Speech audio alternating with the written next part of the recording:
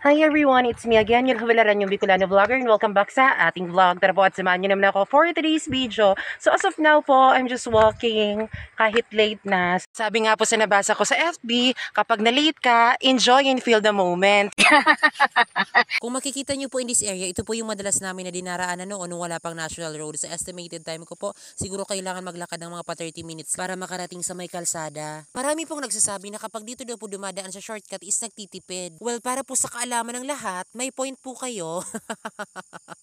I have my own explanation naman po kung bakit dito ako dumaraan paminsan-minsan. Kailangan din po nating maging practical sa buhay. Sa mga nagtatanong naman po kung bakit dito ako dumaraan ngayon, kailangan ko pa po bang mag-explain? Medyo pahirapan po sa pag-aantay ng masasakyan kung nasa national road po ako maghihintay. Buti na lang kung may service. Exercise na din po ito para sa akin, hindi para sa inyo. Makikita niyo po sa background ang isa sa mga puno na manggang madalas namin kinukuhanan ng bunga noong mga panahon. Shoutout na lang po sa may-ari, pasensya na kayo. Baka gusto niyo pong samahan ako maglakad-lakad dito sa maputik na area, mag-ready na lang po kayo ng alcohol, alipungan later, malala.